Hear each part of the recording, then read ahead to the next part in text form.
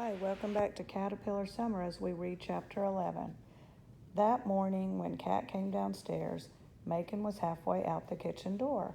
"Are you leaving already?" Kat asked. He paused in the doorframe. "No," he started. He cleared his throat. "I'm not going today. Actually, I have another project." His voice sounded funny. Kat looked at the sky to see if a storm was coming, but it was clear. The sun peeked over the horizon, sharing its pinkish light with the water and sand. So it wasn't the weather. Besides, Lily said he never missed his walks, rain or shine. A sharp thought grew inside her. It wasn't that he wanted to skip his walk. He didn't want to walk with her. "Oh," Kat said, "I didn't really want to go anyway." That was a lie, but she didn't want him to know she cared. She sat on the sofa and picked up her book. She wouldn't look at him, but she could peek from the corner of her eye. Macon nodded to the counter where Kat's mug stood alone. "I made your hot chocolate." If he thought that was going to make things okay, he was wrong. Kat shrugged. "Thanks," she said crisply.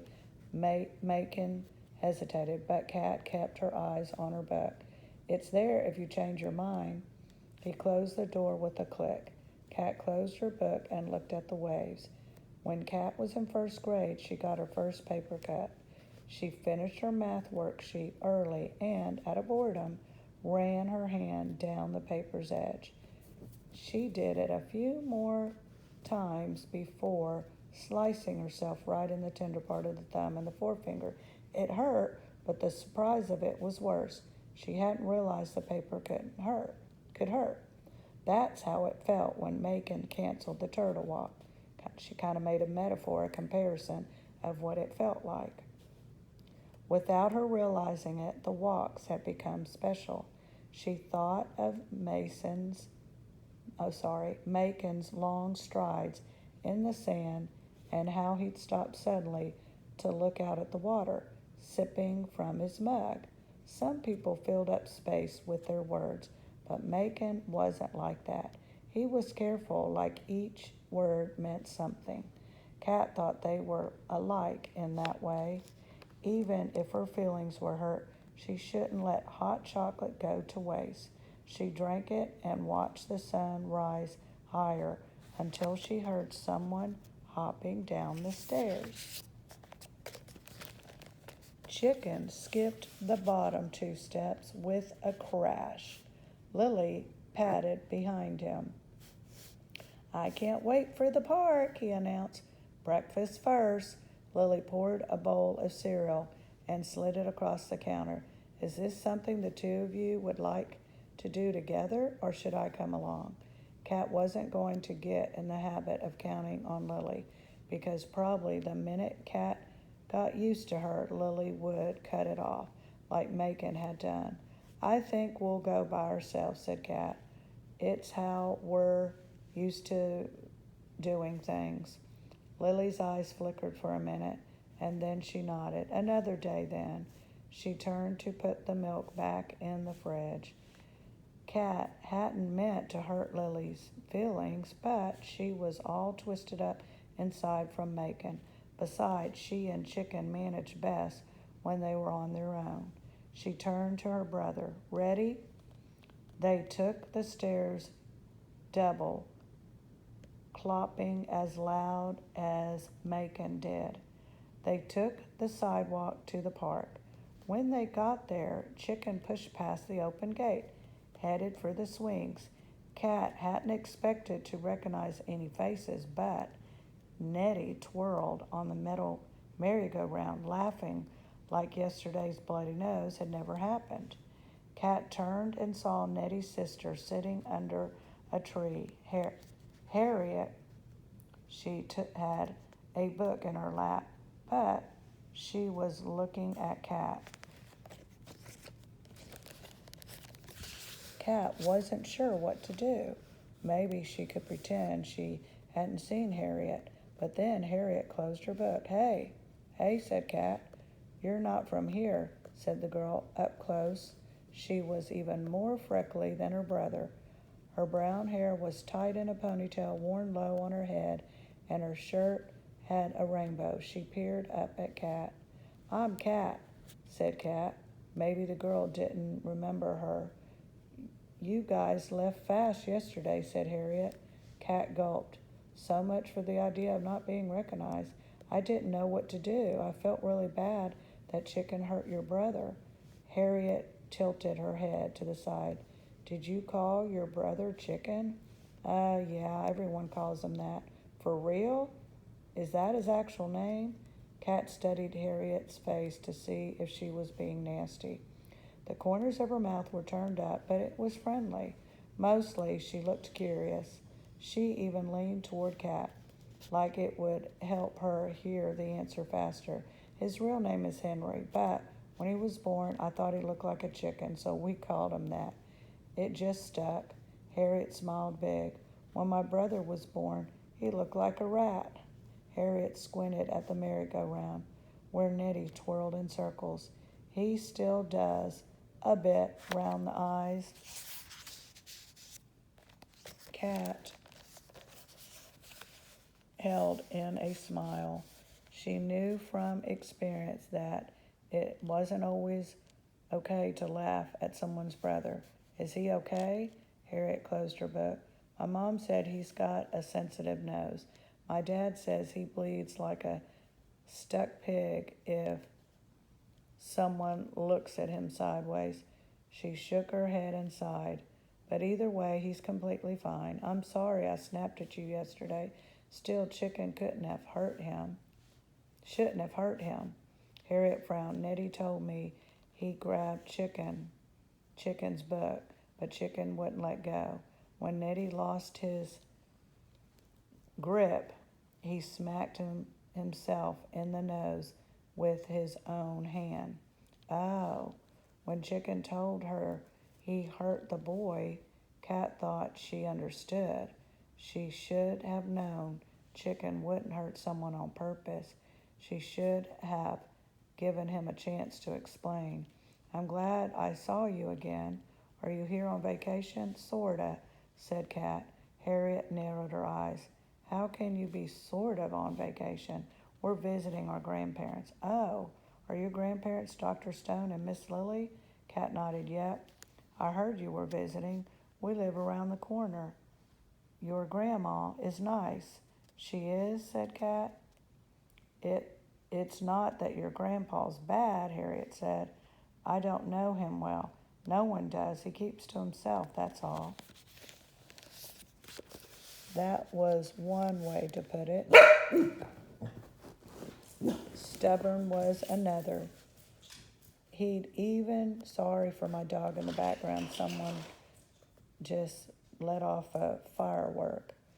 He even changed his daily walk to avoid Cat. Not that she wanted to share that with Harriet. Cat nodded. "He's pretty serious."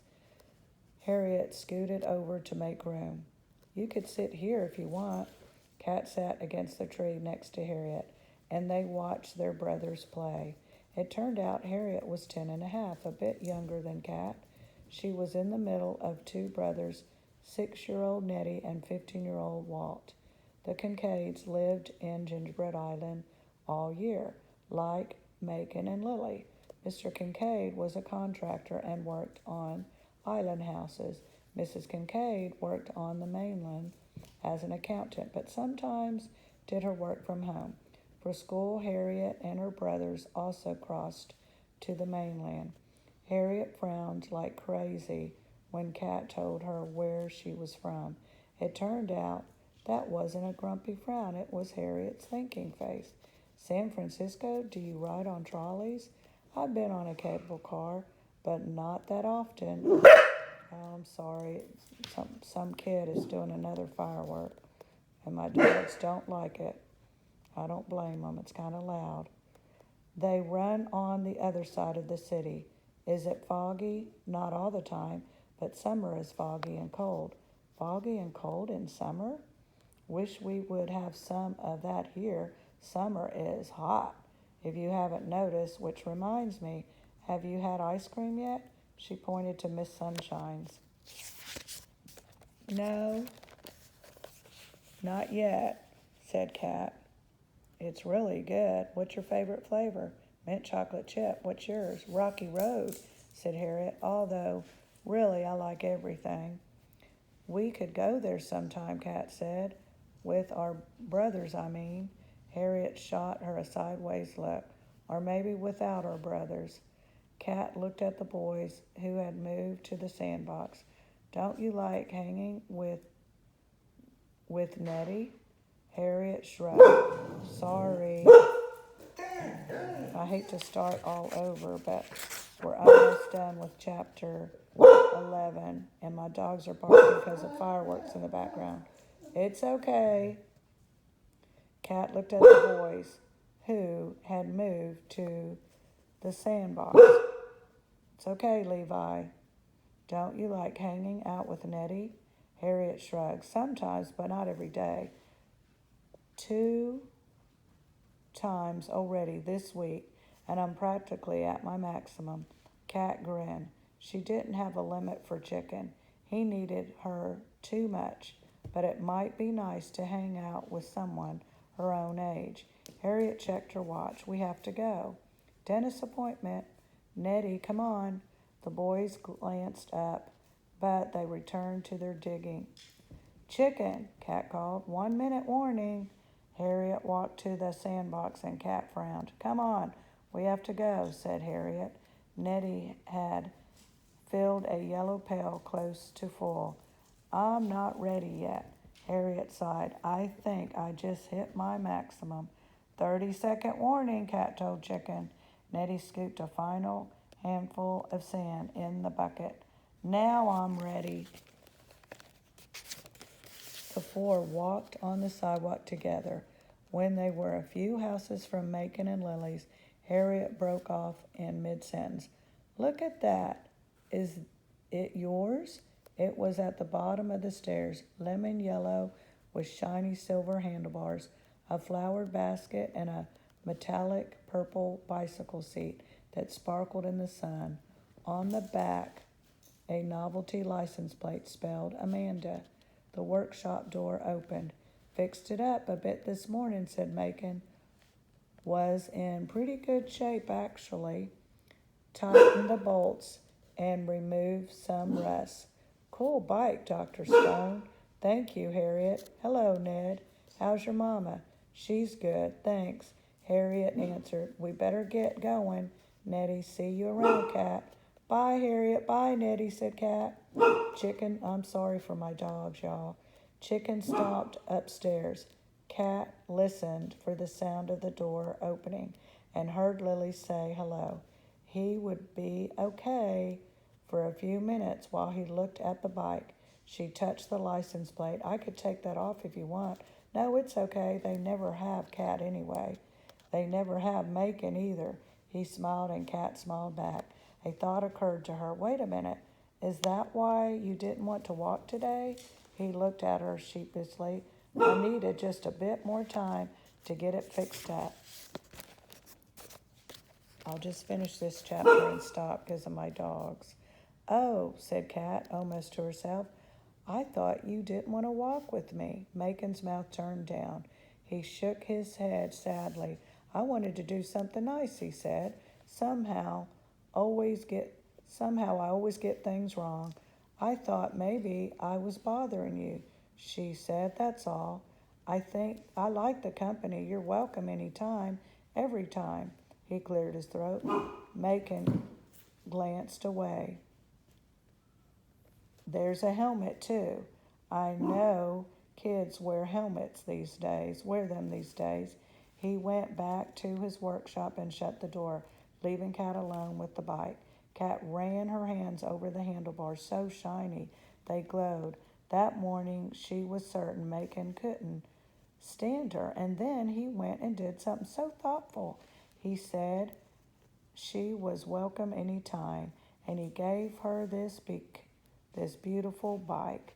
Cat hopped on the seat and imagined riding down the ocean road with a breeze on her face and Harriet by her side.